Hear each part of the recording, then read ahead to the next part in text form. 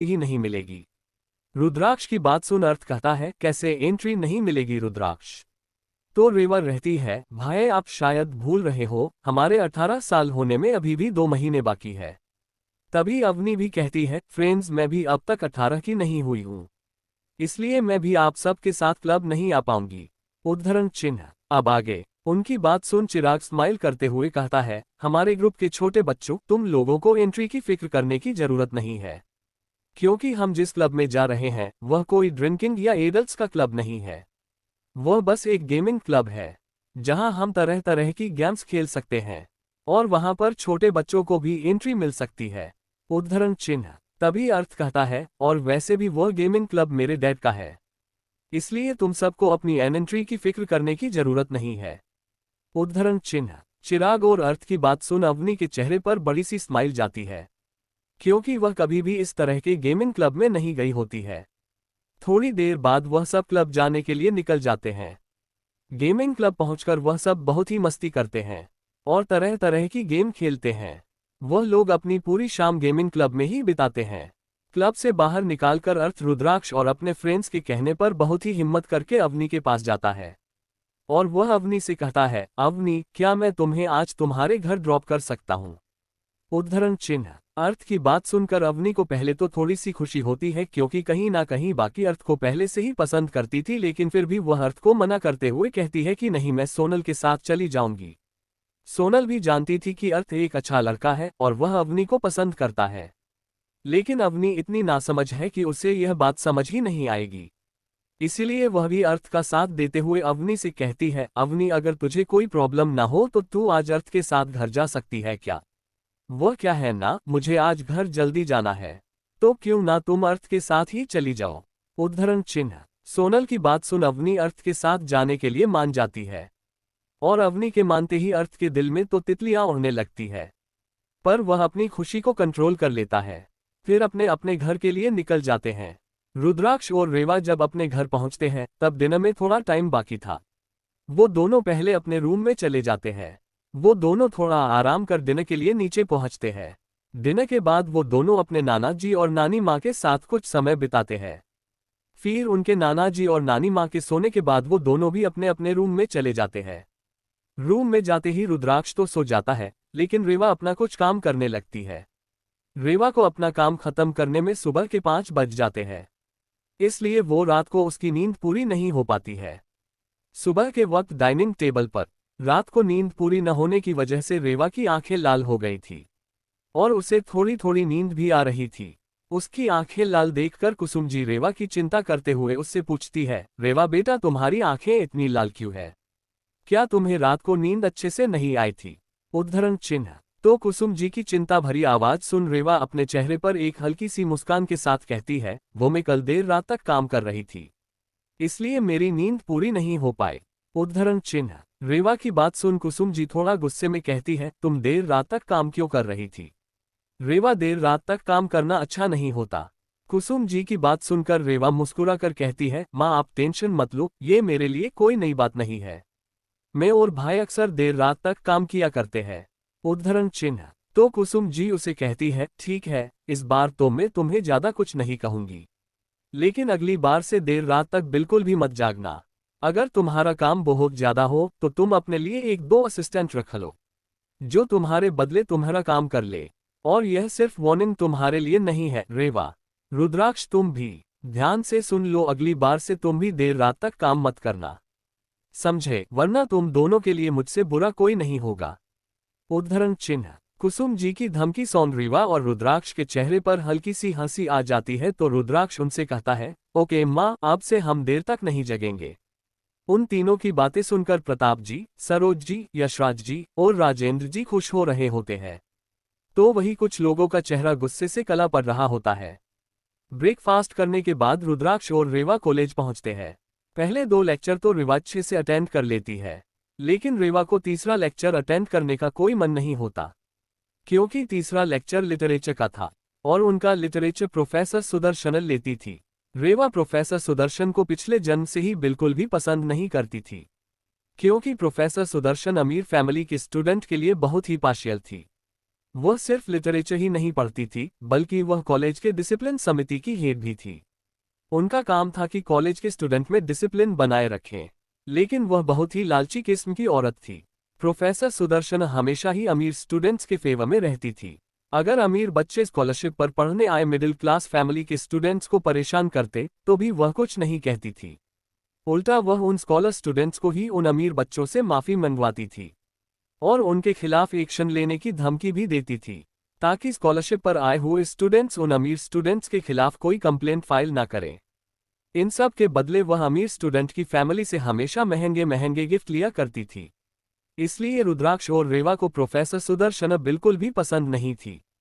Professor Sudarshan के nature की वजह से उन्हें सिर्फ स्टूडेंट्स ही नहीं, बल्कि कुछ प्रोफेसर्स भी पसंद नहीं करते थे। लेकिन वह कॉलेज के ही एक बोर्ड मेंबर की रिश्तेदारी थी, इसीलिए उनके खिलाफ कोई कंप्लेंट फाइल नहीं करता था। या यूं कहें कि किसी भी प्रोफेसर की इतनी हैसियत नहीं थी कि वह उनके खिलाफ कोई कंप्लेंट फाइल ना कर सके। तभी प्रोफेसर सुदर्शन बहुत ही एटीट्यूड के साथ उनके क्लास में इंटर होती है और सभी स्टूडेंट को पढ़ना शुरू करती है। प्रोफेसर सुदर्शन की क्लास में रेवा को पढ़ने का बिल्कुल भी मन नहीं हो रहा था, तो वह अपना सर बेंच पर रखकर सो जाती है। जब से रुद्राक्ष और रेवा कॉलेज आए थे, तब से प्रोफेसर सुदर्शन की उन दोनों की यह पहली क्लास थी। क्योंकि वह पिछले 2 हफ्तों से कॉलेज नहीं आई थी, वह आज ही कॉलेज लौटी थी और यह रुद्राक्ष और रेवा की क्लास में उनका फर्स्ट लेक्चर था। इसलिए उन्हें रुद्राक्ष और रेवा के बारे में ज्यादा कुछ नहीं पता होता है। उन्हें बस इतना ही पता होता है जो उन्होंने कॉलेज में उनके आने के पहले पहले हुए र्यूमर्स में सुना था। प्रोफेसर सुदर्शन को रुद्राक्ष और रेवा के बारे में बस इतना पता था कि वह दोनों जंगल के किसी आश्रम से आए हैं और उन्होंने अपनी फैमिली के दम पर यहाँ एडमिशन लिया है। प्रोफेसर सुदर्शन ने यह भी सुना था कि रुद्राक्ष और रेवा की फैमिली में उन्हें कोई भी पसंद नहीं करता और उनकी एक सौतेली माँ है जो कि उनसे नफरत करती है। उन्होंने ये भी पता चला था कि उन दोनों का इतने बड़े कॉलेज में एडमिशन भी सिर्फ अपनी फैमिली की रेपुटेशन बचाने के लिए ही करवाया गया है। भले ही वह दोनों अमीर फैमिली से आते हो, लेकिन उन दोनों से प्रोफेसर सुदर्शन को कोई भी फायदा नहीं होने वाला था। इसलिए वह रुद्राक्ष और रेवा को पहले से ही नापसंद करने लगी थी। पहले तो प्रोफेसर सुदर्शन रुद्राक्ष और रेवा पर बिल्कुल भी ध्यान नहीं देती, लेकिन फिर पढ़ते पढ़ते उनकी नज़र रेवा पर चली जाती है, जो बेंच पर सर रखकर सो रही थी। वहीं रुद्राक्ष भी उसके बगल में बैठकर बेमन से उनका लेक्चर सुन रहा था। वह भी लेक्चर में ज्यादा कोई इंटरेस्ट नहीं ले रहा था। रेवा को अपने क्लास में यूं सोता देख वह गुस्से में चिल्लाती है, last bench girl, why are you sleeping in my class? Just get up right now. उद्धरण चिन्ह। Chapter 90 professor Sudarshan part 2। उद्धरण चिन्ह। अब आगे। प्रोफेसर सुदर्शन की आवाज सुन रेवा झटके से जाग जाती है और सीधा खड़ा हो जाती है। वह बेमन से ही प्रोफेसर सुदर्शन से माफी मांगते हुए कहती है, I am sorry madam, actually मेरी तबीयत ठीक नहीं है, इसलिए मुझे थोड़ी नींद आ गई। मैं अगली बार से ऐसा नहीं करूंगी। उद्धरण चिन्ह। रेवा की बात सुनकर प्रोफेसर सुदर्शन को और गुस्सा आ जाता है। वह उसे काफी कुछ सुनाने लगती है। वह कहती है, मुझसे झूठ बोलने की कोशिश मत करो। मैं तुम जैसे लड़कियों को अच्छे से जानती हूँ, जो अपने परिवार के पैसों के दम पर यहाँ एडमिशन लेती है। तुम जैसी लड़कियां रात भर अपने बॉयफ्रेंड के साथ मजे करती है और दिन में यहाँ क्लास में सोती है। उद्धरण चिन्ह। प्रोफेसर सुदर्शन की बात सुनकर रेवा और रुद्राक्ष को बहुत गुस्सा आता है। वही रुद्राक्ष के तो गुस्से से मुट्ठियां कस जाती है। रुद्राक्ष अपनी जगह पर खड़े होकर गुस्से में उन्हें देखते हुए कहते हैं, मैडम आप जो भी बोल रहे हैं सोच समझकर बोले। आप मेरी बहन के साथ इस तरह से बदतमीजी से बात नहीं कर सकती। उसने कहा ना कि उसकी तबीयत ठीक नहीं है, इसलिए उसे नींद आ गई। आइंदा से ऐसा नहीं होगा। उद्धरण चिन्ह। रुद्राक्ष की बात सुन प्रोफेसर सुदर्शन उन्हें ऊपर से नीचे देखी है। फिर तंज करते हुए कहती है, लगता है तुम दोनों वही भाई बहन हो जिनका अभी अभी ही न्यू एडमिशन हुआ है। मैंने सुना है कि तुम दोनों जंगल के एक आश्रम से आए हो और तुम दोनों को ठीक से पढ़ना लिखना भी नहीं आता, तो तुम्हारी बहन का इस क्लास में सोना लाजमी है। मैं ये बात अच्छे से समझ सकती हूँ कि यहाँ मैं जो भी पढ़ा रही हूँ वह तुम दोनों के दिमाग के ऊपर से जा रहा होगा और उसे कुछ भी नहीं समझ आ रहा होगा, इसीलिए वह क्लास में सो गई। कोई बात नहीं, मैं तुम दोनों को माफ कर दूंगी अगर तुम दोनों अपने घुटनों के बल बैठकर मुझसे माफी मांगो। उद्धरण चिन्ह। प्रोफेसर सुदर्शन की बात सुन सभी स्टूडेंट दंग रह जाते हैं। क्योंकि अब तक पूरे कॉलेज को ये पता चल चुका था कि रुद्राक्ष और रेवा कितने टैलेंटेड है, जबकि प्रोफेसर सुदर्शन उन्हें अभी भी गंवार समझ रही थी। वहीं निधि और रूपाली तो प्रोफेसर सुदर्शन की बात सुन मन ही मन बहुत खुश हो रहे होती है। प्रोफेसर सुदर्शन के लिए ये कुछ नया नहीं था। वह हमेशा ही कमजोर बैकग्राउंड वाले स्टूडेंट के ऊपर अपना रौब झाती थी और उन्हें बहुत परेशान किया करती थी। यह उनका नेचर था और सब इसके बारे में जानते थे। प्रोफेसर सुदर्शन ने कई बार कुछ कमजोर स्टूडेंट को इतना टॉर्चर किया कि उन्होंने तंग आकर कॉलेज ही छोड़ दी। लेकिन तब भी प्रोफेसर सुदर्शन के खिलाफ किसी ने कंप्लेंट नहीं की, क्योंकि उन्हें अमीर फैमिली के बच्चों का सपोर्ट मिलता रहता था। क्लास में बाकी सबको लगा कि रुद्राक्ष और रेवा प्रोफेसर की बात मान जाएंगे, लेकिन उनकी सोच से अलग रेवा उनसे कहती है, आई एम सॉरी मैडम, लेकिन हम ऐसा बिल्कुल नहीं करने वाले। और आपको किसने कहा कि हमें पढ़ना लिखना नहीं आता? वैसे आपकी जानकारी के लिए बता दे, आप जो पढ़ा रही है ना, वह बहुत ही इजी है। इस सब्जेक्ट में तो हम बिना पढ़े ही पास हो जाए। उद्धरण चिन्ह। रेवा की बात सुन प्रोफेसर सुदर्शन को बहुत गुस्सा आता है। वह गुस्से में कहती है, क्या कहा? तुम्हें मेरा सब्जेक्ट इतना इजी लगता है और तुम्हें ये पहले से ही आता है? ठीक है, तुम दोनों इस टॉपिक को पूरी क्लास के सामने एक्सप्लेन करो। उद्धरण चिन्ह। इतना कहकर प्रोफेसर सुदर्शन ब्लैक बोर्ड पर एक टॉपिक लिख देती है। उस शब्द को पढ़कर किसी को भी कुछ समझ में नहीं आ रहा होता है, क्योंकि उन्होंने सिलेबस में ऐसा कुछ भी नहीं देखा होता है। वहीं उस पर रुद्राक्ष और रेवा के चेहरे पर स्माइल आ जाती है। तभी प्रोफेसर सुदर्शन रहती है, अगर तुम दोनों इसे एक्सप्लेन कर देते हो तो मैं तुम दोनों से माफी मांगूंगी तुम्हारी बेइज्जती करने के लिए, और अगली बार से अगर तुम दोनों मेरे क्लास में सोते हो तो भी मैं तुम्हें कुछ नहीं कहूंगी। उद्धरण चिन्ह। प्रोफेसर सुदर्शन की बात सुनकर रुद्राक्ष और रेवा वह दोनों प्रोफेसर सुदर्शन की तरफ देखकर मुस्कुराते हैं। वो दोनों ही उस टॉपिक को बहुत ही अच्छे तरीके से पूरे क्लास के सामने एक्सप्लेन करके बताने लगते हैं। उन्होंने जो कुछ भी बताया था वह सब कुछ करेक्ट था, और वह दोनों बहुत ही अच्छी तरीके से इंग्लिश में बोलकर सब कुछ एक्सप्लेन कर रहे थे। उनकी एक्सप्लेनेशन सुनकर प्रोफेसर सुदर्शन तो दंग रह जाती है। वहीं क्लास को भी बहुत हैरानी होती, लेकिन उन्हें इतना तो पता था कि रुद्राक्ष देव पहले से ही बहुत ही अच्छे बिजनेसमैन और बिजनेस वुमेन है, इसलिए उन दोनों का इतना मामूली सा टॉपिक एक्सप्लेन करना कोई बड़ी बात नहीं है। अपनी एक्सप्लेनेशन खत्म करने के बाद रुद्राक्ष प्रोफेसर सुदर्शन की तरफ देखकर कहता है, मैडम हमने जो कहा वह सही तो है ना? रुद्राक्ष का सवाल सुन प्रोफेसर सुदर्शन होश में आती है और ना चाहते हुए भी उनके मुंह से निकल जाता है, तुम लोगों ने तो इसे बिल्कुल करेक्ट तरीके से एक्सप्लेन किया। उद्धरण चिन्ह। तभी रुद्राक्ष कहता है, मैडम वैसे आपने हमें जो टॉपिक एक्सप्लेन करने के लिए कहा ना, वह लास्ट ईयर के सिलेबस का टॉपिक है और हम अभी फर्स्ट ईयर में है। शायद आप हमसे कुछ और पूछना चाहती होगी और आपने गलती से हमें ये पूछ लिया। उद्धरण चिन्ह। रुद्राक्ष की बात सुन प्रोफेसर सुदर्शन और पूरी क्लास को एक और झटका लगता है, क्योंकि एक फर्स्ट ईयर के स्टूडेंट के लिए लास्ट ईयर का टॉपिक एक्सप्लेन करना, वह भी इतनी अच्छी तरीके से, यह नामुमकिन होता है। तभी लेक्चर खत्म होने की बेल बजती है।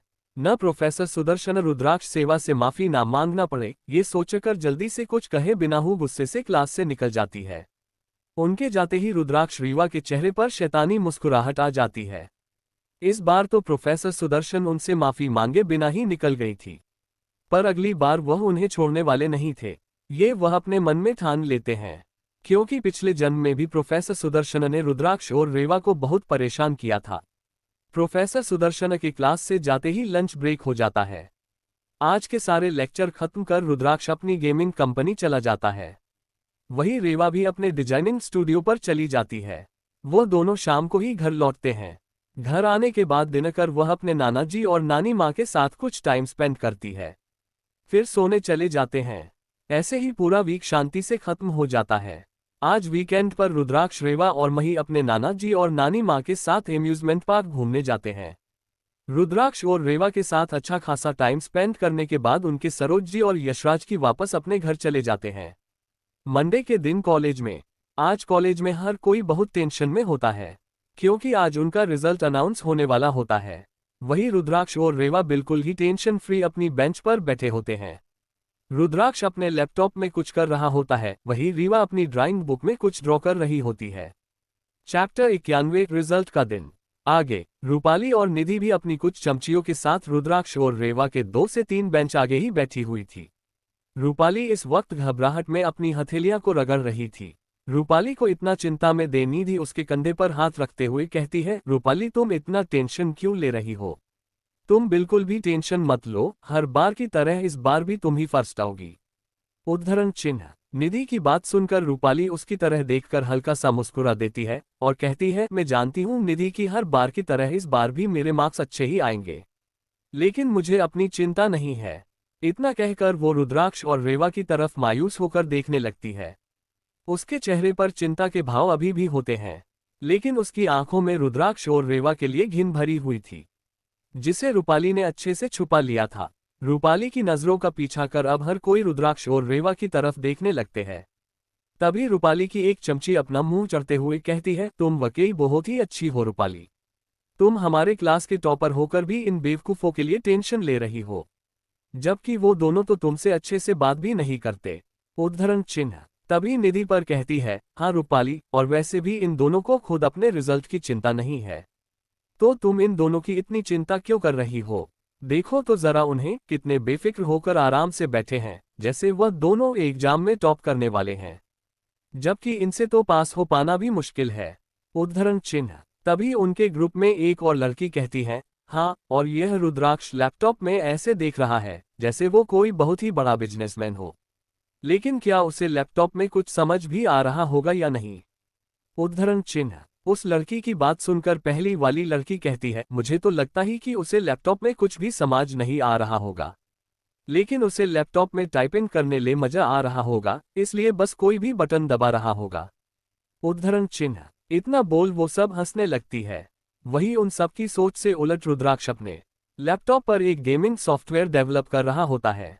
उन सब की बात सुनकर रूपाली मन में बहुत खुश होती है, फिर भी वो मासूम सा चेहरा बनाकर कहती है, तुम उनके बारे में ऐसी बात मत कहो। वो जैसे भी ही मेरे छोटे भाई बहन है, अगर वह दोनों फेल हो गए तो मुझे बहुत ही बुरा लगेगा। रूपाली की बात सुन रूपाली की वह चमची नामे अपना सर हिलाती है। क्लास में सभी बच्चे आपस में अपने आने वाले रिजल्ट के बारे में ही बात कर रहे होते हैं, और कुछ भगवान से यह प्रार्थना भी कर रहे होते हैं कि वह उन्हें इस एग्जाम में पास करवा दे या अच्छे मार्क दिला दे। उद्धरण चिन्ह। तभी उनके क्लास में प्रोफेसर राधिका आती है, जिनके हाथ में सभी स्टूडेंट के रिजल्ट्स थे, साथ ही आंसर शीट भी थी। प्रोफेसर राधिका के आते ही सब अपनी बातचीत छोड़ उन्हें वेलकम करते हैं। प्रोफेसर राधिका भी उन सबको बैठने के लिए कहती हैं। सब अपनी अपनी जगह पर बैठ जाते हैं।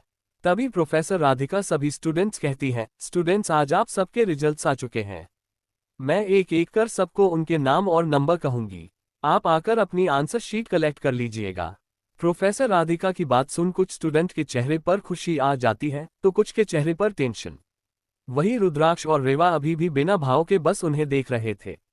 प्रोफेसर राधिका सबके नाम बोल रही थी, साथ ही में उनकी क्लास में रैंकिंग भी बता रही थी। एक एक कर सभी स्टूडेंट्स को अपना अपना रिजल्ट और आंसर शीट मिल चुका था, शिवाय अवनी, रूपाली, रुद्राक्ष और रेवा के। काव्य, सोनल और मेघा की क्लास में रैंकिंग 5, 8 और 9 थी। वहीं निधि की क्लास रैंकिंग 10th थी। वही जो स्टूडेंट लास्ट आए थे उनके चेहरे पर उदासी थी, और कुछ स्टूडेंट के चेहरे पर संतोषजनक भाव थे। जब सभी स्टूडेंट को आंसर शीट देने के बाद प्रोफेसर राधिका ने किसी और को आंसर शीट लेने के लिए नहीं बुलाया। अब सिर्फ क्लास में first, second and third rank के स्टूडेंट का नाम ही अनाउंस करना बाकी था। वही रूपाली को ये लग रहा था कि वह क्लास में फर्स्ट आए है, इसीलिए प्रोफेसर राधिका उसे सबके सामने अप्रिशिएट करना चाहती है, इसलिए उसकी आंसर शीट नहीं दी। लेकिन वह साथ में ये भी सोच रही थी कि प्रोफेसर राधिका ने अब तक अवनी, रुद्राक्ष और रेवा की आंसर शीट क्यों नहीं दी। तभी अवनी हिम्मत करके खड़ी होती है और प्रोफेसर राधिका से कहती है, मैं आपने अब तक 4 लोगों की आंसर शीट्स और रैंकिंग नहीं बताए हैं। उद्धरण चिन्ह। तभी निधि खड़ी होकर कहती है, मैं अब तक आपने नहीं बताया कि हमारे क्लास में first, second and third rank पर कौन आया है। रूपाली, निधि और क्लास के कई स्टूडेंट को ये यकीन था कि इस बार फिर से रूपाली ही फर्स्ट रैंक हासिल करेगी। लेकिन तभी प्रोफेसर राधिका कहती है, मैं अभी first, second and third rank के बारे में ही अनाउंस करने जा रही हूँ। इतना बोल प्रोफेसर राधिका रुक जाती है। फिर वह रूपाली की तरफ देखकर कहती है, मिस रूपाली, यह आपकी आंसर शीट है। उद्धरण चिन्ह। रूपाली यह सुन खुश हो जाती है। उसे लग रहा था कि वह फर्स्ट आई है, इसीलिए उसे सबसे पहले प्रोफेसर राधिका ने आंसर शीट दी है। लेकिन तभी प्रोफेसर राधिका की आगे की बात सुन रूपाली के चेहरे की सारी खुशी गायब हो जाती है। प्रोफेसर राधिका रूपाली से कहती है, कंग्रेचुलेशन मिस रावत, आप पूरे क्लास में थर्ड आई है। प्रोफेसर राधिका की बात सुनकर सिर्फ रूपाली ही नहीं बल्कि निधि और क्लास के सभी स्टूडेंट भी हैरान रह जाते हैं, क्योंकि रूपाली हमेशा से ही अपनी पढ़ाई में फर्स्ट रैंक लाया करती थी और यह पहली बार था जब उसे डायरेक्ट थर्ड रैंक मिला हो। अपने थर्ड रैंक पर आने की बात सुन रूपाली अपनी जगह जम जाती है। वह बिल्कुल भी हिल नहीं पाती। प्रोफेसर राधिका उसे नजरअंदाज कर अवनी को कहती है, मिस अवनी, यह आपकी आंसर शीट है। आप पूरे क्लास में सेकंड पोजीशन पर आए हैं। प्रोफेसर राधिका की बात सुन अवनी तो खुश हो जाती है, साथ ही सोनल, काव्य और मेघा भी। अवनी खुशी अपनी ही मार्कशीट आंसर शीट कलेक्ट कर लेती है और अपनी बेंच पर आकर बैठ जाती है। तभी प्रोफेसर राधिका रूपाली को होश में लाते हुए कहती है, मिस रूपाली, आपने अब तक अपनी आंसर शीट कलेक्ट नहीं की। प्रोफेसर राधिका की बात सुन रूपाली भी होश में आती है और प्रोफेसर राधिका के हाथ से अपने आंसर शीट लेकर वापस अपनी बेंच पर आकर बैठ जाती है। वह कुछ भी कहने की हालत में नहीं थी, वह बस अपना सर नीचे कर बैठी थी। चैप्टर 92, रुद्राक्ष और रेवा का पूरी क्लास में फर्स्ट आना। अब आगे देखने वालों को ऐसा लग रहा था जैसे वह बहुत दुखी है, लेकिन अंदर ही अंदर अब रूपाली को बहुत ही गुस्सा आ रहा था कि वह क्लास में थर्ड रैंक पर कैसे आ सकती है। तभी निधि खड़ी होकर कहती है, प्रोफेसर राधिका, आपने कहा कि रूपाली थर्ड रैंक पर आए है, तो क्लास में फर्स्ट पोजीशन किसे मिला है? तभी निधि की बात सुन प्रोफेसर राधिका कहती है, इस बार हमारी क्लास में फर्स्ट पोजीशन एक नहीं बल्कि दो स्टूडेंट्स को मिली है। वह कोई और नहीं, रुद्राक्ष और रेवा है। वो दोनों क्लास में फर्स्ट पोजीशन पर आए हैं। प्रोफेसर राधिका की बात पूरे क्लास पर किसी बम की तरह फटती है। रूपाली भी अपना सर उठाकर प्रोफेसर राधिका की तरफ देखने लगती है। उसे ये यकीन ही नहीं हो रहा था कि उसने जो सुना है वह सच है। तभी रुद्राक्ष उसके पास से गुजर जाता है और खुद की और रेवा की आंसर शीट प्रोफेसर राधिका से ले लेकर अपनी बेंच पर आकर बैठ जाता है। तभी क्लास में कोई कहता है, मैम, रुद्राक्ष और रेवा दोनों को ही फर्स्ट पोजीशन कैसे मिल सकती है? उस स्टूडेंट की बात सुनकर प्रोफेसर राधिका कहती है, क्योंकि उन दोनों के ही मार्क्स सेम है। उद्धरण चिन्ह। रूपाली पीछे पलटकर रुद्राक्ष और रेवा की तरफ देखती है तो देखती है कि रुद्राक्ष और रेवा को फर्स्ट पोजीशन हासिल करने के बाद भी नॉर्मल तरीके से ही बैठे हुए थे। वो दोनों ऐसे भी बिहेव कर रहे थे जैसे फर्स्ट पोजीशन हासिल करना उनके लिए कोई नई बात नहीं है। ये देखते ही रूपाली की उसकी आंखों में नफरत उभर आती है, लेकिन अगले ही पल वह अपने इमोशंस को कंट्रोल कर फिर से सामने की ओर देखने लगते हैं। तभी रूपाली की एक फ्रेंड खड़ी होकर कहती है, मैं आपको शायद कोई गलतफहमी हुई होगी, ये दोनों फर्स्ट पोजीशन पर कैसे आ सकते हैं? उद्धरण चिन्ह। तभी निधि कहती है, हाँ, मैं ये दोनों सभी पेपर्स में एग्जामिनेशन हॉल से सबसे पहले अपने पेपर सबमिट कर निकल गए थे, तो ये दोनों फर्स्ट पोजीशन कैसे ला सकते हैं? जरूर आपसे कोई गलती हुई होगी। उद्धरण चिन्ह। निधि की बात सुन प्रोफेसर राधिका अपनी सख्त आवाज में कहती है, मिस निधि वर्मा, हमसे कोई भी गलती नहीं हुई है। रुद्राक्ष और रेवा इस एग्जाम में फर्स्ट आए हैं। उद्धरण चिन्ह। प्रोफेसर राधिका की बात सुनकर निधि थोड़ा डर जाती है और गुस्से में अपने दांत पीसते हुए चुपचाप अपनी जगह पर बैठ जाती है। प्रोफेसर राधिका अपनी क्लास लेकर चली जाती है। उनके जाते ही सब लोग आपस में बातें करने लगते हैं। एक लड़का कहता है, यार, यह कैसे हो सकता है? रुद्राक्ष और रेवा फर्स्ट पोजीशन पर कैसे आ सकते हैं? तभी उसका दोस्त कहता है, कम ऑन यार, उन दोनों ने इतनी कम एज में अपना खुद का इतना सक्सेसफुल बिजनेस खड़ा कर दिया। ये जानते हुए भी तुम ऐसा सवाल पूछ रहे हो? उन दोनों का फर्स्ट आना तो लाजमी है। उस लड़के की बात सुनकर पहले वाला लड़का कहता है, तुम कह तो सही रहे हो। उद्धरण चिन्ह। वही एक लड़की कहती है, यार, मैंने सोचा नहीं था कि रूपाली कभी थर्ड पोजीशन पर भी आ सकती है। वह तो हमेशा पोस्ट आती है ना, और यह अवनी सेकंड कैसे आ गई? वह तो रूपाली से भी आगे निकल गई। उद्धरण चिन्ह। उसके लड़की की बात सुनकर उसकी दोस्त कहती है, अरे यार, अवनी तो हमेशा से सेकंड नंबर पर ही आती है, चाहे रूपाली फर्स्ट आए या नहीं। लेकिन इस बार शायद रूपाली को सेकंड नंबर भी नसीब नहीं हुआ, इसलिए तो वह डायरेक्ट थर्ड पोजीशन पर आ गई। उद्धरण चिन्ह। उन सब की बातें सुनकर रूपाली को मन ही मन बहुत गुस्सा आ रहा था, लेकिन वह अपने गुस्से को दबाते हुए अपना सर नीचे झुका के बस बैठी रही। तभी निधि अपने फिक्र भरी आवाज में रूपाली से धीरे से कहती है, रूपाली, तुम इतना दुखी क्यों हो रही हो? मुझे तो लगता है कि कॉलेज मैनेजमेंट से तुम्हारा पेपर चेक करने में कोई गलती हुई होगी। हो सकता है उन्होंने तुम्हारा कहीं कोई एक्स्ट्रा मार्क कट कर लिए हो, या उन्होंने गलती से तुम्हारे मार्क्स काम करके लिख दिए हो, इसलिए तुम थर्ड पोजीशन पर आ गई। क्यों ना तुम अपना पेपर रीचेक करवाने की एप्लीकेशन दे दो, हो सकता है तुम्हें कुछ एक्स्ट्रा क्रेडिट मार्क्स मिल जाए, इससे तुम फिर से फर्स्ट आ सकती हो। उद्धरण चिन्ह। निधि की बात सुन रूपाली की आंखों में चमक आ जाती है। वह हमें अपना सर हिला देती है और कहती है, हाँ मुझे भी यही लगता है कि मेरा पेपर चेक करने में जरूर कोई गलती हुई थी, क्योंकि मेरा पेपर बहुत ही अच्छा गया था और मेरे इतने कम मार्क्स भी नहीं आने चाहिए। उद्धरण चिन्ह। रूपाली की बात सुन निधि उससे कहती है, हाँ हम क्लास खत्म होने के बाद सबसे पहले तुम्हारे पेपर ही चेक करवाने की एप्लीकेशन देख कर आते हैं। उद्धरण चिन्ह। फिर निधि ऊंची आवाज में कहती है, रूपाली पेपर ही चेक होने के बाद जरूर तुम्हारे मार्क्स बढ़ जाएंगे और तुम ही फिर से फर्स्ट पोजीशन हासिल कर लोगी। उद्धरण चिन्ह। ये कहते हुए वह रुद्राक्ष और रेवा की तरफ देख रही थी, जो उन सबको इग्नोर कर अपने अपने काम में लगे हुए थे। चैप्टर 93। मैंने जानबूझकर आंसर्स गलत लिखे थे। आगे। फिर निधि थोड़ा रुककर अपनी शक भरी नजरों से रुद्राक्ष और रेवा की तरफ देखती है और गुस्से में कहती है, मुझे तो लगता है कि क्लास में फर्स्ट पोजीशन पर आने के लिए जरूर इन दोनों ने एग्जाम में चीटिंग की होगी। बिना चीटिंग के ये दोनों पास भी नहीं हो सकते, फिर फर्स्ट पोजीशन लाने की तो बात ही दूर है। उद्धरण चिन्ह। निधि की बात सुनकर पूरी क्लास उसे अजीब नजरों से देखने लगती है। वही रुद्राक्ष और रेवा अभी भी उन्हें इग्नोर ही कर रहे होते हैं, लेकिन उसकी बात से अवनी, सोनल, काव्या और मेघा को बहुत गुस्सा आ रहा होता है।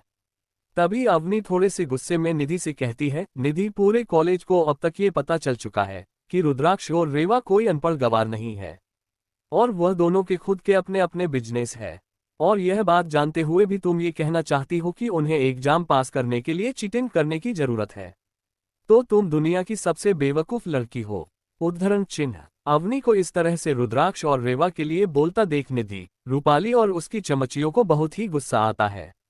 तभी सोनल शांत करवाते हुए कहती है, अवनी उससे बहस मत करो। उद्धरण चिन्ह अल्पविराम। तो काव्या सोनम से नाराजगी जताते हुए कहती है, पर सोनल पहले इसने ही ने शुरुआत की है, देखो ना ये रुद्राक्ष और रेवा के लिए कितना बुरा बोल रही है। तभी सोनल कहती है, तुम दोनों शांत हो जाओ, इग्नोर देम। तो काव्या कहती है, लेकिन क्यों? काव्या की बात पूरी होने से पहले ही सोनम कहती है, क्योंकि बेवकूफों से बहस करना दीवार पर सर फोड़ने के जैसा होता है। उद्धरण चिन्ह। सोनल की बात सुन अवनी और काव्या भी चुपचाप बैठ जाती है और आगे कुछ नहीं बोलती। वही सोनल की बात सुन निधि और रूपाली को बहुत गुस्सा आने लगता है। निधि गुस्से में सोनल की तरफ उंगली पॉइंट करके कहती है, सोनल तुम्हारे कहने का मतलब क्या है? उद्धरण चिन्ह। सोनल उससे कुछ बोलते ही वाली होती है कि तभी क्लास में एक और लड़का जिसका नाम सौरभ था, वह खड़े होकर निधि से कहता है, निधि हम मानते हैं कि तुम रूपाली की बेस्ट फ्रेंड हो और रूपाली हमेशा ही क्लास में फर्स्ट आती है, लेकिन इसका यह मतलब तो नहीं है ना कि उसके अलावा और कोई फर्स्ट आ ही नहीं सकता। उद्धरण चिन्ह। उस लड़के की बात को सुनकर निधि गुस्से में उसकी तरफ देखकर कहती है, तुमसे इस बारे में किसी ने भी राय नहीं मांगी है, और वैसे भी हम लोग रूपाली का पेपर ही चेक करवाने वाले हैं, उसके बाद तुम देख लेना कैसे ये दोनों सेकंड पोजीशन पर चले जाते हैं और रूपाली अपनी फर्स्ट पोजीशन फिर से हासिल कर लेती है। जरूर उसके पेपर चेकिंग में कोई गड़बड़ी हुई होगी, इसीलिए वह थर्ड आए है, वरना हमेशा से वही फर्स्ट पोजीशन हासिल करती है। उद्धरण चिन्ह। निधि की बात सुनकर सौरभ सोनल की तरफ देखकर कहता है, सोनल तुमने सही कहा था, बेवकूफ से बहस करना दीवार पर सर फोड़ने के जैसा है। इतना बोल सौरभ अपनी बेंच पर फिर से बैठ जाता है। सौरभ की बात सुन निधि को बहुत गुस्सा आता है। तभी रूपाली धीमी आवाज में लेकिन क्लास अच्छे से सुन सके उस तरह से नीचे देखते हुए कहती है, नहीं निधि पेपर ही चेक करने की कोई भी जरूरत नहीं है, वह दरअसल मैंने जानबूझकर ही कुछ सवालों के जवाब गलत लिखे थे ताकि रुद्राक्ष और रेवा इस एग्जाम में फर्स्ट पोजीशन हासिल कर सके। उद्धरण चिन्ह। रूपाली की बात सुन पूरे क्लास अवाक रह जाती है, वहीं रेवा भी अपना सर उठाकर उसे एक नजर देखती है जैसे वह कोई बेवकूफ को देख रही हो। तभी निधि रूपाली कहती है, पर रूपाली तुमने ऐसा क्यों किया, तुमने अपनी फर्स्ट पोजीशन उनके लिए क्यों सैक्रिफाइस की? उद्धरण चिन्ह। तो रूपाली अच्छा बनते हुए कहती है, क्योंकि मैं नहीं चाहती कि वह दोनों मुझसे नाराज रहे, मैं चाहती हूं कि वह मुझे अपनी बड़ी बहन की तरह अपनाए। उद्धरण चिन्ह। फिर वह अपनी जगह से खड़ी होती है और रुद्राक्ष और रेवा के पास जाती है। रूपाली मासूम सा चेहरा बनकर कहती है, रुद्राक्ष रेवा, मैं जानती हूँ तुम दोनों मुझे इसीलिए नाराज रहते हो ना, क्योंकि दादी माँ तुम दोनों से ज्यादा मुझे और आकाश भाई को पसंद करती है। देखना, अगर उन्हें पता चलेगा कि तुम दोनों इस एग्जाम में फर्स्ट आए हो तो वह तुम्हें भी पसंद करने लगेगी, और इसके बाद तो तुम्हें मुझसे कोई नाराजगी नहीं रहेगी ना। उद्धरण चिन्ह। रूपाली की बात सुन रुद्राक्ष रेवा दोनों रूपाली की तरफ अपनी कोल देखते हैं, लेकिन वह उसे कुछ भी नहीं कहते। रूपाली उन दोनों के नजरों से थोड़ी सी डर जाती है, लेकिन तुरंत खुद को संभालते हुए हिम्मत करके रेवा की तरफ देखकर कहती है, रेवा, अगर तुम्हें मेरे कम मार्क्स लाने के बावजूद भी मुझसे कोई प्रॉब्लम है तो मैं नेक्स्ट एग्जाम में तुम दोनों की खुशी के खातिर फेल के होने के लिए तैयार हूँ। उद्धरण चिन्ह। तभी रूपाली की एक चमचे उन दोनों के पास आकर कहती है, रूपाली तुम बहुत अच्छी हो, तुमने इन दोनों के लिए अपनी फर्स्ट पोजीशन भी सेक्रीफाइस कर दी, लेकिन उन्होंने अभी भी तुम्हारी कोई वैल्यू नहीं है। फिर वह लड़की रेवा और रुद्राक्ष के पास जाकर उनसे कहती है, क्या तुम दोनों ने सुना नहीं, तुम दोनों फर्स्ट पोजीशन इसलिए ला पाए क्योंकि रूपाली ने अपनी पेपर में कुछ आंसर छोड़ दिए थे। अगर वह ऐसा नहीं करती तो तुम दोनों क्लास में कभी भी फर्स्ट पोजीशन पर नहीं आ पाते। इसलिए तुम्हें रूपाली का शुक्रगुजार होना चाहिए और उसे थैंक यू कहना चाहिए। चलो जल्द से जल्द तुम दोनों उठो और उससे घुटनों के बल बैठकर थैंक यू कहो। उद्धरण चिन्ह। उसे लड़की की बात सुन रुद्राक्ष और रेवा को बहुत गुस्सा आ रहा होता है, फिर भी उनके चेहरे के एक्सप्रेशन बिल्कुल नॉर्मल लग रहे थे। तभी रेवा एक लंबी सांस छोड़कर उसे लड़की की ओर देखने लगती है। रेवा की नजरों को देख वह लड़की थोड़ा डर जाती है और एक दो कदम पीछे आ जाती है। तभी रूपाली आगे आते हुए कहती है, रेवा, तुम्हें मुझे थैंक यू कहने की कोई जरूरत नहीं है, आखिर हम दोनों फैमिली है और मैं तुम दोनों के लिए इतना तो कर ही सकती हूँ। उद्धरण चिन्ह। रूपाली की बात सुन रेवा उससे कहती है, हम तुम्हें थैंक यू कहने भी नहीं वाले। वैसे भी तुम्हारे जानबूझकर गलत आंसर लिखने की वजह से हम तुमसे आगे नहीं निकले। हम क्लास में फर्स्ट पोजीशन इसलिए हासिल कर पाए क्योंकि हमने एग्जाम में तुमसे बेहतर परफॉर्म किया था। तो तुम अपने मन से यह गलतफहमी निकाल दो कि तुम्हारे बस कुछ आंसर गलत देखने की वजह से हम तुमसे आगे निकल पाए हैं। अगर तुम ऐसा ना भी करते तब भी हम दोनों ही क्लास में फर्स्ट पोजीशन पर आते। उद्धरण चिन्ह। रेवा की बात से रूपाली का चेहरा काला पड़ जाता है, लेकिन वह अपना चेहरा नीचे झुकाकर दुखी होने का नाटक करने लगती है। तभी पीछे से सोनल की आवाज आती है। वह रूपाली से कहती है, रूपाली, मैं मानती हूँ कि तुम बहुत ही इंटेलिजेंट और स्मार्ट हो, लेकिन बेवकूफ यहाँ कोई भी नहीं है। उद्धरण चिन्ह। सोनल की बात सुनकर रूपाली उसकी ओर देखकर कहती है, तुम्हारे कहने का क्या मतलब है सोनल? तो सोनल कहती है, मेरे कहने का यही मतलब है कि जब तक रिजल्ट नहीं आया था उससे पहले तक तुम हमेशा की तरह इस बार भी फर्स्ट पोजीशन हासिल करने की खुशी मना रही थी, और तुम रुद्राक्ष और रेवा के लिए टेंशन ले रही थी कि वह दोनों एग्जाम पास कर पाएंगे या नहीं।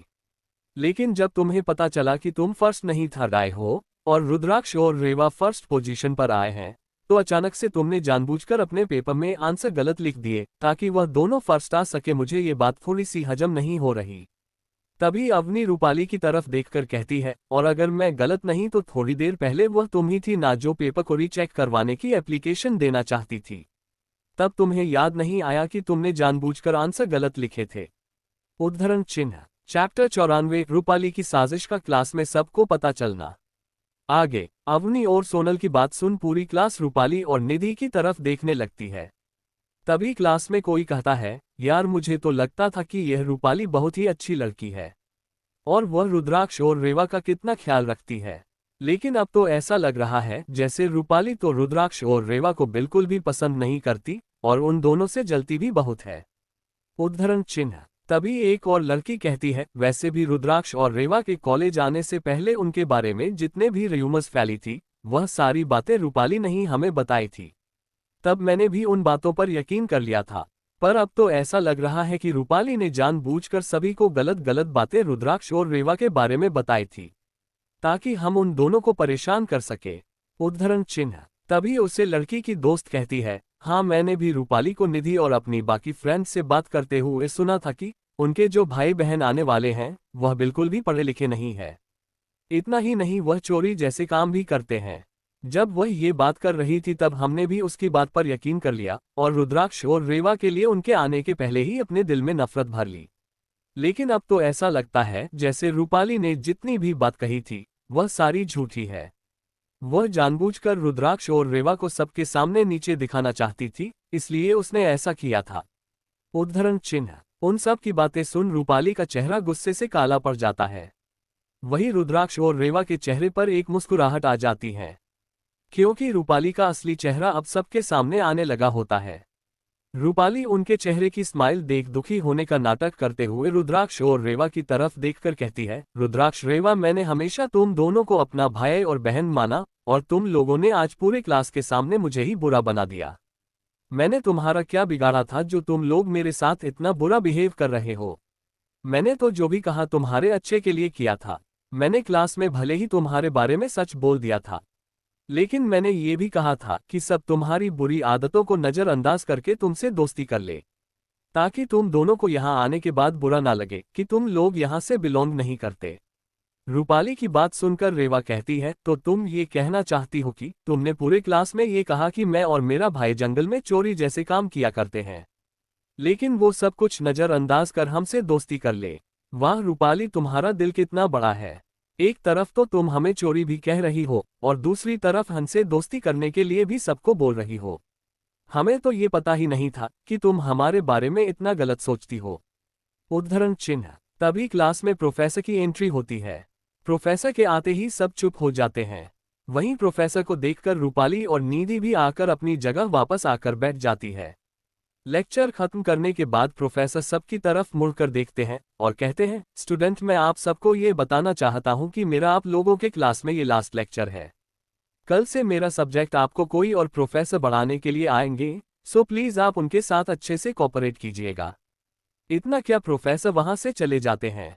प्रोफेसर के जाने के बाद सब अंदर अंदर बात करने लगते हैं कि उनका न्यू प्रोफेसर कौन होगा और कैसा होगा। साथ ही कुछ स्टूडेंट्स अभी भी रूपाली के बारे में ही बात कर रहे होते हैं, जिसे सुन रूपाली को बहुत गुस्सा आने लगता है, लेकिन वह अपना सर नीचे करके बैठी रहती है। कॉलेज खत्म करने के वह सीधा घर के लिए निकल जाती है। वहीं रुद्राक्ष और रेवा हमेशा की तरह अपने फ्रेंड के साथ कैंटीन में थोड़ा टाइम बिताकर अपने अपने कंपनी के लिए निकल जाते हैं। रात के टाइम रावत मैंशन में इस वक्त कुसुम जी डाइनिंग टेबल पर डिनर सर्व कर रही होती है और घर की हेड सर्वेंट मीना को कह रही होती है कि तुम जाकर सबको बुला लो, सबसे कहो कि डिनर लग चुका है और वह आ जाए। साथ ही उनकी नज़र वही वॉल पर टंगी घड़ी पर जाती है, जिसमें 8 बजे बजाने का टाइम शो हो रहा था। वह अपने में ही कहती है, 8 बजे बजने को हो रहे हैं, पर अब तक रुद्राक्ष और रेवा अब तक घर नहीं लौटे हैं। एक बार उन्हें कॉल करके पूछ लेती हूँ कि उन्हें वापस आने में कितना टाइम लग जाएगा। इतना कहकर को समझे अपना फोन हाथ में उठती है रुद्राक्ष और रेवा को फोन करने के लिए। इससे पहले कि कुसुम जी रुद्राक्ष का नंबर डायल करती, उससे पहले ही उन्हें पीछे से रेवा की आवाज सुनाई देती है, हमें कॉल करने की जरूरत नहीं है माँ, हम घर पहुंच चुके हैं। इतना बोल रेवा अपना कॉलेज बैग वहीं सोफे पर रखकर कुसुम जी के पास जाकर उन्हें गले लगा लेती है और उनके गाल पर किस कर लेती है। कुसुम जी भी फिर से उससे गले लगा लेते हैं और उसे कहते हैं, मैंने तुम दोनों से कहा था ना कि इतना काम मत किया करो, वरना तुम्हारी तबीयत खराब हो जाएगी। तभी रुद्राक्ष भी कुसुम जी को गले लगाते हुए कहता है, कम ऑन माँ, हमारी तबीयत कैसे खराब हो सकती है जब हमारी माँ इतना अच्छा खाना बनाकर हम दोनों का डिनर पर वेट करती हो। उद्धरण चिन्ह। रुद्राक्ष की बात सुनकर कुसुम जी कहती है, अच्छा बेटा, मुझे मक्खन लगाने की जरूरत नहीं है। मुझे अच्छे से पता है कि तुम लोग डिनर करने के बाद भी अपने काम में ही लगे रहते हो। पता नहीं इससे पहले तुम दोनों अपना खाने पीने पर ध्यान देते भी होगे या नहीं। उद्धरण चिन्ह। कुसुम जी की बात सुन रेवा करती है, माँ आप ये सारी चिंता छोड़ दीजिए, और आपको पता है आज हमारा रिजल्ट आया है और हमने पूरे क्लास में फर्स्ट पोजीशन हासिल की है। हम दोनों को ही एग्जाम में फुल मार्क्स मिले हैं। उद्धरण चिन्ह। उसकी बात सुनकर कुसुम जी खुश हो जाती है और कहती है, हम मुझे पता चल चुका है कि तुम दोनों ने पूरे क्लास में फर्स्ट पोजीशन हासिल की है, इसलिए मैंने आज तुम दोनों के लिए स्पेशल डिनर रेडी करवाया है। उद्धरण चिन्ह। कुसुम जी की बात सुनकर रुद्राक्ष और रेवा खुश हो जाते हैं। तभी कुसुम जी उनसे कहती हैं, अच्छा चलो तुम दोनों जाकर फ्रेश हो जाओ, मैंने सबको डिनर के लिए ऑलरेडी बुला लिया है। कुसुम जी की बात सुन रुद्राक्ष और रेवा जल्दी से अपने रूम की तरफ चले जाते हैं। तभी परिवार के बाकी सब लोग भी डाइनिंग हॉल में पहुंच जाते हैं। सब जाकर अपनी अपनी जगह पर बैठ जाते हैं। थोड़ी ही देर में वहां रुद्राक्ष और रेवा भी फ्रेश होकर मही के साथ नीचे आ जाते हैं। आज रूपाली रुद्राक्ष और के आने के बाद वहां आती है और चुपचाप अपनी जगह पर बैठकर अपना सर नीचे झुककर डिनर करने लगते हैं। वहीं वैशाली जी गुस्से में रुद्राक्ष और रेवा को देख रही होती है। तभी रुक्मणी रूपाली को इस तरह देख उससे कहती है, रूपाली बेटा तुम अपना सर नीचे कर क्यों खा रही हो? क्या तुम्हारे साथ किसी ने कुछ बुरा किया है? इतना बहुत सब भरी नजरों से रुद्राक्ष और रेवा की तरफ देखने लगती हैं। रुक्मणी जी की बात सुन रूपाली के चेहरे पर शातिर मुस्कुराहट आ जाती है, लेकिन वह अपनी मुस्कुराहट सबसे छुपा लेती है और बेचारा सा चेहरा बनाते हुए ऊपर की तरफ देखती है और दर्द भरी आवाज में रुक्मणी जी से कहती है, नहीं दादी माँ, रुद्राक्ष और रेवा ने कुछ भी जानबूझकर नहीं किया है। वह सब तो मेरी ही गलती थी। उद्धरण चिन्ह। चैप्टर 95। रुक्मणी जी का रुद्राक्ष और रेवा को घर से निकलने के लिए कहना। आगे रूपाली इनडायरेक्ट तरीके से यह कहना चाहती थी कि रुद्राक्ष और रेवा की वजह से ही उसकी ऐसी हालत हुई है। इस वक्त रूपाली की आंखें पूरी लाल हो चुकी थी। उसे देखकर ऐसा लग रहा था जैसे वह कई घंटे तक रोई हो, और रूपाली ने इतनी नेचुरल एक्टिंग की थी कि अगर कोई अनजान इंसान उसे देख ले तो उसे ऐसा ही लगता कि रुद्राक्ष और रेवा ने उसे बहुत परेशान किया हो, जिसकी वजह से उसकी इतनी बुरी हालत हो गई है। रूपाली की बात सुनकर रुक्मणी जी गुस्से में रुद्राक्ष और रेवा की तरफ देखकर कहती हैं, रुद्राक्ष रेवा तुम दोनों की हिम्मत कैसे हुई रूपाली को इतना परेशान करने की? सच सच बताओ तुम दोनों ने मेरी बच्ची के साथ क्या किया है जो उसकी ऐसी हालत हो गई है? उद्धरण चिन्ह। तभी वैशाली जी कहती है, कुसुम तुम रुद्राक्ष और रेवा को समझा दो कि वह मेरी बेटी से अच्छे से बिहेव करे। आखिर मेरी बेटी ने इन दोनों का बिगड़ा ही क्या है जो वह दोनों उसके साथ इतना बुरा बिहेव करते हैं? वैशाली की बात सुन कुसुम को बहुत गुस्सा आने लगता है। उनकी बात सुनकर प्रताप जी रुक्मणी जी की तरफ देखकर कहते हैं, माँ आप बेवजह ही मेरे बच्चों पर इल्जाम लगाना बंद करेगी। आपने सिर्फ रूपाली की बात सुनी और सीधे रुद्राक्ष और रेवा को गुनहगार मान लिया। ये भी तो हो सकता है ना कि उन दोनों की कोई गलती होगी ना। उद्धरण चिन्ह। प्रताप जी की बात सुनकर महेंद्र जी प्रताप की तरफ देखकर कहते हैं, प्रताप तुम माँ से इस तरह से बात नहीं कर सकते। एक तो तुम्हारे बच्चे रुद्राक्ष और रेवा ने मेरी बेटी को परेशान किया, ऊपर से तुम उनका बचाव कर रहे हो। उद्धरण चिन्ह। इससे पहले कि प्रताप उनकी बात का कोई जवाब देता तभी रूपाली फिर से अच्छा बनने का नाटक करते हुए कहती है, माँ दादी आप रुद्राक्ष और रेवा को कुछ मत कहिए, उन दोनों की कोई गलती नहीं है। उन्होंने कुछ भी जानबूझकर नहीं किया।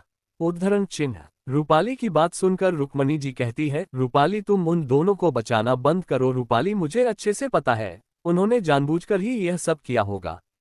फिर वह उसकी चेहरे पर हाथ करते हुए कहती है, देखो तो मेरे बच्ची का चेहरा कितना मुरझा गया है।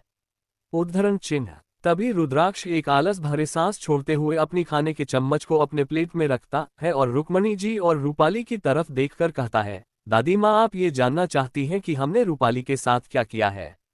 तभी रेवा रुद्राक्ष की बात को पूरा करते हुए कहती है, दादी माँ और वैशाली आंटी, रूपाली की ऐसी हालत उसकी खुद की वजह से हुई है। रुद्राक्ष और रेवा की बात सुन अब राजेंद्र जी कहते हैं, तुम दोनों के कहने का मतलब क्या है? उद्धरण चिन्ह। राजेंद्र जी की बात सुनकर रेवा कहती है, दादाजी आज हमारे मंथली एग्जाम का रिजल्ट आया है और उसमें मैं और भाई दोनों ने ही फुल मार्क्स स्कोर किए हैं, इसलिए हम दोनों हमारे क्लास में फर्स्ट पोजीशन पर आए हैं। जबकि रूपाली के इस बार मार्क्स थोड़े कम आए हैं, इसलिए वह क्लास में थर्ड पोजीशन पर आई है और इसलिए ये हो सकता है वह इतना रोई होगी। अब इसमें हमारी क्या गलती है? उद्धरण चिन्ह। रेवा की बात सुनकर राजेंद्र जी खुश हो जाते हैं। तभी रुक्मणी जी कहती हैं, ये हो ही नहीं सकता। मैं इस बात को नहीं मानती कि तुम दोनों फर्स्ट पोजीशन पर आए हो और रूपाली थर्ड पोजीशन पर, क्योंकि मैं अच्छे से जानती हूँ रूपाली पढ़ने में बहुत ही होशियार है। वह कभी भी थर्ड पोजीशन पर नहीं आ सकती। या तो तुम दोनों हम सब से झूठ बोल रहे हो या फिर तुम दोनों ने एग्जाम में चीटिंग की है। उद्धरण चिन्ह। तो रुद्राक्ष कहता है, दादी माँ मैं मानता हूँ कि रूपाली पढ़ाई में बहुत ही होशियार है, लेकिन इसका यह मतलब नहीं है कि उसके अलावा कोई और होशियार हो ही नहीं सकता। और अगर आपको हमारी बात पर यकीन नहीं हो रहा तो आप रूपाली से ही पूछ सकती है कि क्लास में फर्स्ट पोजीशन पर कौन आया है। उद्धरण चिन्ह। रुद्राक्ष की बात सुनकर रूपाली अपनी दुख भरी आवाज में रुक्मणी जी से कहती है, दादी माँ रुद्राक्ष और रेवा सच कह रहे हैं कि वो दोनों ही क्लास में फर्स्ट पोजीशन पर आए हैं और मैं थर्ड पोजीशन पर आई हूँ। तभी वैशाली जी कहती हैं, रूपाली क्या तुम इन दोनों को बचाने के लिए हमसे झूठ बोल रही हो? वैशाली जी की बात सुनकर रुद्राक्ष अपने फोन में अपना रिजल्ट निकलता है और अपना फोन रुक्मणी जी और वैशाली जी के सामने रख देता है। रुद्राक्ष उन दोनों की तरफ देखकर कहता है, आप इसमें खुद देख सकते हैं, मेरे और रेवा के 600 आउट ऑफ 600 मार्क्स आए हैं और सेकंड पोजीशन पर है जो स्टूडेंट है उसके 594 मार्क्स आए हैं। वही रूपाली के 582 मार्क्स आए हैं। उद्धरण चिन्ह। रुद्राक्ष की बात सुन वैशाली जी फोन में वह रिजल्ट ध्यान से देखने लगती है। तभी रेवा उनसे कहती है, अब तो आप सबको यकीन हो गया ना कि हम झूठ नहीं बोल रहे हैं। उद्धरण चिन्ह। तभी आकाश गुस्से में रुद्राक्ष और रेवा की तरफ उंगली करते हुए कहता है, तुम दोनों सिर्फ अधूरी बात के खुद को सही साबित नहीं कर सकते। फिर वो रुक्मणी जी की तरफ देखकर कहता है, दादी माँ, मुझे कॉलेज के कुछ स्टूडेंट्स के जरिए ये पता चला है कि रुद्राक्ष और रेवा ने अपने पूरे क्लास में रूपाली की बहुत इंसल्ट की है। इतना ही नहीं, रुद्राक्ष और रेवा की वजह से रूपाली के क्लास में सब स्टूडेंट रूपाली को बहुत ही बुरा भला बोल रहे थे और उसे झूठी और न जाने क्या क्या बोल रहे थे। इतना ही नहीं, इन दोनों की वजह से रूपाली की इमेज सिर्फ उसके क्लास में ही नहीं बल्कि पूरे कॉलेज में खराब हो गई है। आपको शायद पता नहीं, लेकिन इन दोनों की वजह से सभी स्टूडेंट रूपाली को बुरा भला बोल रहे थे। इसलिए रूपाली कॉलेज से आते हुए भी बहुत रो रही थी और कॉलेज से घर आने के बाद वह सीधा अपने कमरे में चली गई। वो तो डिनर करने के लिए भी नहीं आने वाली थी, पर फिर मेरे बहुत मानने पर वह डिनर करने के लिए आई है। उद्धरण चिन्ह। आकाश ने जो भी कहा वो था तो सच, लेकिन पूरी तरीके से नहीं। उसकी सिर्फ इतनी बात सच थी कि रूपाली को कॉलेज में सब बुरा बोल रहे थे। उसे ये भी पता था कि ये सब कुछ रूपाली की खुद की गलती की वजह से हुआ था, लेकिन वो बड़ी चालाकी से सारा इल्जाम रुद्राक्ष और रेवा के ऊपर डाल देता है। आकाश की बात सुन वैशाली जी गुस्से में रुद्राक्ष और रेवा से कहती है, तुम दोनों की हिम्मत कैसे हुई मेरी बेटी के खिलाफ इतनी बड़ी साजिश करने की? आखिर तुम दोनों अपने आप को समझते क्या हो? उद्धरण चिन्ह। तभी रुक्मणी जी प्रताप जी की तरफ देखकर कहती हैं, प्रताप, तुम अपने बच्चों को समझा दो कि वह रूपाली से पूरे कॉलेज के सामने माफी मांगे। और इतना ही नहीं, पूरे कॉलेज के सामने जो इन दोनों की वजह से रूपाली की इमेज जो खराब हुई है उसे ये दोनों ही सुधारे। ये दोनों पूरे कॉलेज के सामने ये बात एक्सेप्ट कर ले कि इन दोनों ने जो कुछ भी रूपाली के खिलाफ बोला है वो सब झूठ है। और अगर इन दोनों ने ऐसा नहीं करते तो इनसे कहो कि ये दोनों रावत परिवार को छोड़कर चले जाए। अगर ये दोनों अपनी बड़ी बहन की इज्जत नहीं कर सकते तो इन्हें इस घर में रहने का कोई हक नहीं है। उद्धरण चिन्ह। रुक्मणी जी की बात सुनकर रूपाली और आकाश को मन ही मन बहुत खुशी हो रही थी। वही वैशाली जी और महेंद्र जी भी बहुत खुश हो रहे होते हैं, पर रुद्राक्ष और रेवा को बहुत गुस्सा आने लगता है। वही प्रताप जी की तो गुस्से से नहीं उभरने लगती है। इस वक्त राजेंद्र जिनको भी रुक्मणी जी पर बहुत गुस्सा आने लगता है। चैप्टर 96 रूपाली की साजिश का घर वालों को पता चलना। आगे मही को रुक्मणी जी की ये बात अच्छा नहीं लगती तो वह पहली बार रुक्मणी जी से कहती हैं, दादी माँ, आप हमेशा रुद्राक्ष भाई और रेवा दीदी के ऊपर गुस्सा क्यों करती है, जबकि उनकी कोई गलती भी नहीं होती। मही की बात सुनकर रुक्मणी जी उसकी तरफ उंगली करते हुए कहती हैं, तुम पीदी सी लड़की, चुप रहो, तुम्हें बड़ों के बीच बोलने की कोई जरूरत नहीं है। उद्धरण चिन्ह। रुक्मणी जी की बात सुन मही का मुंह बन जाता है। तभी रेवा मही से प्यार से कहती है, मही, आप इन सब में न बोले, हम दोनों संभालने के लिए है ना। और वैसे भी आपके रुद्राक्ष भाई और रेवा दीदी बहुत स्ट्रांग है, हम सब कुछ संभाल लेंगे। ओके, अगर आपका डिनर हो गया हो तो आप हमारे स्टडी रूम में जाकर अपना होमवर्क स्टार्ट करें, मैं थोड़ी देर में वहां आ जाऊंगी। उद्धरण चिन्ह। तो रेवा की बात सुनकर मही कहती है, ओके दीदी, मैं आप दोनों का स्टडी रूम में वेट करूंगी। इतना कहकर मही अपने हाथ धोकर वहां से अपने रूम की तरफ चले जाते हैं। तभी कुसुम जी रुक्मणी जी की तरफ देखकर कहती है, माँ जी, आप सच जाने बिना ही रुद्राक्ष और रेवा को दोषी नहीं ठहरा सकते हो। ये भी तो हो सकता है आकाश और रूपाली को कोई गलतफहमी हुई हो और रुद्राक्ष और रेवा की कोई गलती ही ना हो। उद्धरण चिन्ह। कुसुम जी की बात सुनकर रुक्मणी जी गुस्से में उसकी तरफ देखने लगती है। वही कुसुम जी की बात सुन वैशाली जी गुस्से में कहती है, कुसुम, तुम ऐसी बात कैसे कह सकती हो? ये हम सब जानते हैं कि जब से रुद्राक्ष और रेवा दोनों घर वापस आए हैं तब से ये दोनों मेरे बच्चों को परेशान कर रहे हैं। इनकी वजह से न जाने मेरे बच्चों को क्या क्या नहीं झेलना पड़ा। लेकिन अब तो बात हद से ज्यादा बढ़ गई है। इनकी वजह से पूरे कॉलेज में मेरी बेटी की बदनामी हो रही है और मैं ये सब बर्दाश्त बिल्कुल भी नहीं करने वाली। उद्धरण चिन्ह। वैशाली जी की बात सुनकर राजेंद्र जी को बहुत गुस्सा आता है। वह गुस्से में कहते हैं, तुम लोग सिर्फ एक तरफ से बात सुनकर रुद्राक्ष और रेवा को गलत नहीं ठहरा सकते हो, आखिर उनसे भी तो पूछना चाहिए कि उनकी कोई गलती है या नहीं।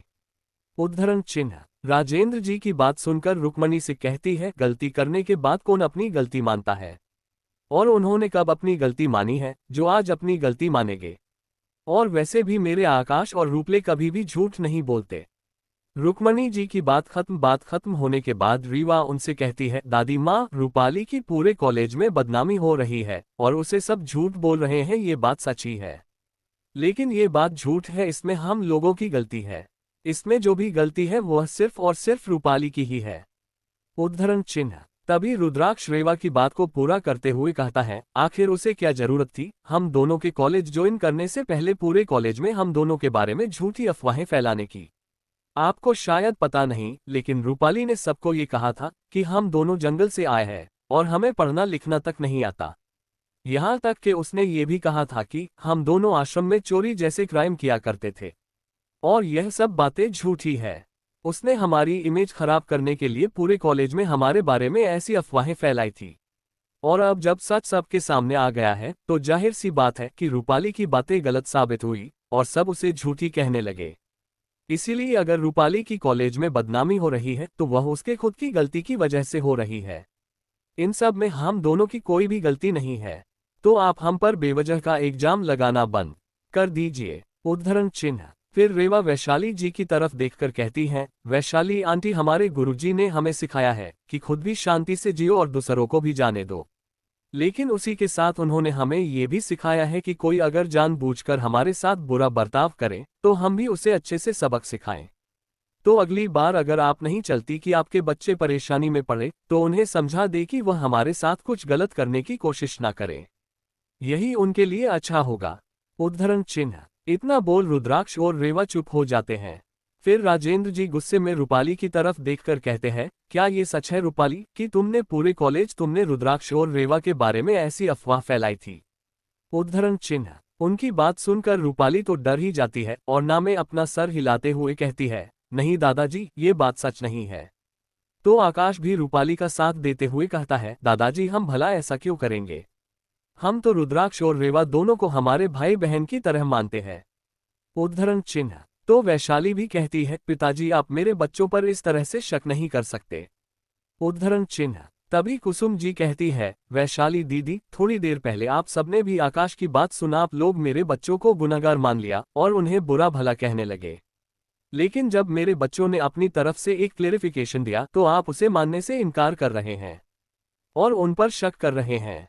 उद्धरण चिन्ह। तभी प्रताप जी थोड़ा गुस्से में और अपने राबदार आवाज में कहते हैं, मैंने निधि वाले इंसिडेंट के बाद रुद्राक्ष और रेवा के लिए कॉलेज में सिक्योरिटी अरेंज की थी और उसी के चलते मुझे ये पता चला था कि रूपाली ने पूरे कॉलेज में रुद्राक्ष और रेवा के खिलाफ बहुत सारी बातें सभी स्टूडेंट को बोली है, ताकि कॉलेज में आने से पहले ही सब उनसे नफरत करने लगे। और इन सब में सिर्फ रूपाली ही नहीं, ऋत्वी और निधि भी शामिल थे। उद्धरण चिन्ह। फिर वह रुक्मणी जी की तरफ देखकर कहते हैं, माँ अगर आपको मेरी बात पर यकीन नहीं हो रहा तो मेरे पास इन सबके सबूत भी है। आप अगर उसे देखना चाहती है तो मैं वह आपको दिखा सकता हूँ। उद्धरण चिन्ह। प्रताप जी की बात सुनकर महेंद्र जी उससे से कहते हैं, प्रताप हो सकता है तुम रुद्राक्ष और रेवा को बचाने के लिए झूठे सबूत हमें दिखाओ। तो उनकी बात सुनकर प्रताप जी कहते हैं, बड़े भाई मुझे अपने बच्चों को बचाने के लिए किसी भी तरह के झूठ का सहारा लेने की कोई भी जरूरत नहीं है, क्योंकि मैं यह अच्छे से जानता हूं कि मेरे बच्चे कभी कोई गलत काम कर ही नहीं सकती। उद्धरण चिन्ह। चैप्टर 97 रूपाली की नौटंकी। रुद्राक्ष और रेवा को महेंद्र जी और वैशाली जी पे बहुत गुस्सा आ रहा था, तो रुद्राक्ष महेंद्र जी को डराने के लिए कहता है, वैसे पापा मैं इस बारे में भी इन्वेस्टिगेशन करवा रहा हूं कि मेरे और रेवा के जन्म होते ही हम दोनों का किडनैप किसने किया था। वैसे तो बात थोड़ी पुरानी है, इसलिए इन्फॉर्मेशन कलेक्ट करने में टाइम लग रहा है, लेकिन गुनहगार जल्दी ही पकड़ा जाएगा। ये कहते हुए रुद्राक्ष महेंद्र जी और वैशाली की तरह एक तक देखे जा रहा था, वही रेवा भी उन्हें घूरकर देख रही थी। वैशाली जी और महेंद्र जी रुद्राक्ष और रेवा के नजरों को अपने ऊपर यूं देखा थोड़ा सा घबरा जाते हैं। वही रुद्राक्ष की बात को सुनकर वो दोनों थोड़ा सा डर भी जाते हैं, क्योंकि रुद्राक्ष और रेवा का किडनैप उन दोनों नहीं करवाया था।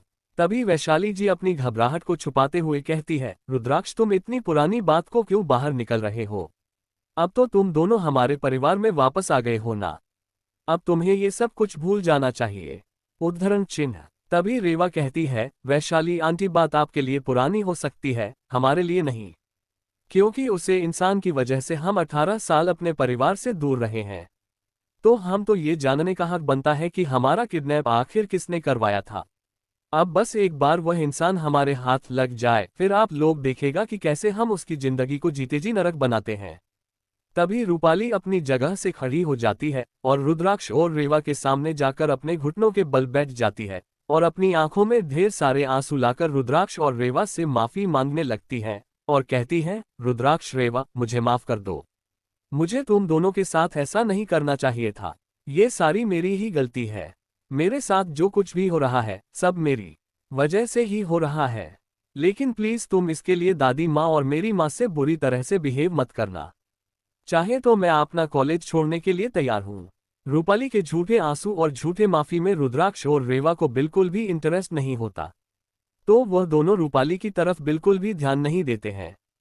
तभी रुक्मणी जी रुद्राक्ष और रेवा से गुस्से में कहती है, तुम दोनों रूपाली के साथ इतना बेरुखी से बिहेव क्यों कर रहे हो? फिर वह रूपाली की तरफ प्यार से देखकर कहती है, बेटा तुम्हें उनसे माफी मांगने की कोई जरूरत नहीं है। तुमने कुछ भी जानबूझकर नहीं किया है, इसलिए दादी माँ तुमसे बिल्कुल भी नाराज नहीं है। और मुझे इन लोगों से भी कोई लेना देना नहीं है। मेरे सिर्फ एक ही पोती और पोता है और वह तुम और आकाश हो। बाकी मैं इन्हें कभी भी अपना पोता और पोती नहीं मानने वाली। रुक्मणी जी की बात सुनो वैशाली जी, महेंद्र जी, रूपाली और आकाश को बहुत खुशी महसूस होती है। वही कुसुम जी को और राजेंद्र जी को थोड़ा बुरा लगता है। लेकिन प्रताप जी, रुद्राक्ष और रेवा को उनके बात से कोई भी फर्क नहीं पड़ता। रूपाली को लगा था कि रुक्मणी जी की बात से रुद्राक्ष और रेवा को बुरा लगेगा, लेकिन रुक्मणी जी की बात से भी रुद्राक्ष और रेवा को कोई फर्क न पड़ता देखकर रूपाली का मन गुस्से से भर जाता है। लेकिन फिर भी रूपाली अच्छा बनने का नाटक करते हुए रुद्राक्ष और रेवा से कहती है, नहीं दादी माँ, जब तक रुद्राक्ष और रेवा मुझे माफ नहीं कर देते हैं मैं यहाँ से नहीं उठूंगी। मैं जानती हूँ कि वह दोनों मुझे पसंद नहीं करते, लेकिन मैं चाहती हूँ कि हम सब एक परिवार की तरह साथ रहे। अगर मेरे कॉलेज छोड़कर जाने से उन्हें खुशी मिलती है तो मैं उनकी खुशी के लिए अपना कॉलेज छोड़ देने के लिए भी तैयार हूँ। रुद्राक्ष और रेखा की खुशी के लिए मैं अपना एडमिशन किसी दूसरे काम फैसिलिटी वाली और लो रैंकिंग की कॉलेज में अपना एडमिशन करवा लूंगी। रूपाली की नौटंकी देख रेवा को अब बोरियत महसूस होने लगी थी, इसीलिए वह रूपाली की तरफ देखकर बेमन से ही कहती है, तुम्हें इतना सब कुछ करने की कोई भी जरूरत नहीं है। बस हमसे थोड़ी दूरी मेंटेन करके रखो, इतना ही काफी होगा। और इतना कहकर रुद्राक्ष और रेवा दोनों ही वहां से निकल जाते हैं। उनके पीछे कुसुम जी और प्रताप जी भी वहां से चले जाते हैं। उनके जाने के बाद राजेंद्र जी रूपाली की तरफ देखकर कठोर आवाज में कहते हैं, रूपाली इस बार तो रुद्राक्ष और रेवा ने तुम्हें माफ कर दिया है, इसलिए मैं तुम्हें कोई भी पनिशमेंट नहीं दूंगा। लेकिन आइंदा से ऐसा कुछ मत करना, वरना मैं तुम्हें सजा देने से खुद को रोक नहीं पाऊंगा। फिर वह अपनी गुस्से भारी नजर सब पर डालकर वहां से निकल जाते हैं। राजेंद्र जी के जाने के बाद रुक्मणी की रूपाली को दिलासा देती है कि वह हमेशा उसके साथ रहेगी। फिर वह भी अपने कमरे में चली जाती है। सबके जाने के बाद वैशाली जी महेंद्र जी की तरफ चिंता भरी नजरों से देखकर कहती है, अपने सुना ना कि रुद्राक्ष उसके और रीवा के किडनैपिंग के मामले की जांच करवा रहा है। इससे पहले कि उसके हाथों कोई सबूत लग जाए, हमें उन दोनों का कुछ करना होगा। वैशाली जी की बात सुनकर महेंद्र जी उससे कहते हैं, तुम चिंता मत करो, इतने सालों से प्रताप को भी उस हादसे के बारे में कोई सबूत नहीं मिला, तो इन कल के आए हुए बच्चों को क्या ही पता चल जाएगा। उद्धरण चिन्ह। तभी आकाश कहता है, पापा आप रुद्राक्ष और रेवा को कम समझने की गलती मत करना। मैं उन्हें इतने टाइम से ऑब्जर्व कर रहा हूँ। वो दोनों जितने आसान दिखते हैं उतने हैं नहीं। आप खुद ही सोचिए कि जिन्होंने 18 साल के होने से पहले ही अपनी खुद की कंपनी खड़ी कर दी हो, जो पूरे इंडिया में नंबर 1 पर हो, तो कोई मामूली शख्स तो नहीं हो सकते। उद्धरण चिन्ह। तभी महेंद्र जी आकाश की तरफ देखकर थोड़ा नाराजगी से कहते हैं, तुमसे किसी ने राय नहीं मांगी है, और वैसे भी मैं उन दिनों का इलाज ढूंढ लिया है। वह बहुत उड़ रहे हैं ना, मैं उन दोनों को जल्दी बहुत ही अच्छे से सबक सिखाऊंगा। इतना बोल महेंद्र जी वहां से चले जाते हैं। उनके जाने के बाद वैशाली जी, रूपाली और आकाश भी अपने कमरे में चले जाते हैं। आज के लिए इतना। हाय दोस्तों, मिलते हैं नेक्स्ट चैप्टर में ही। Thanks for watching guys.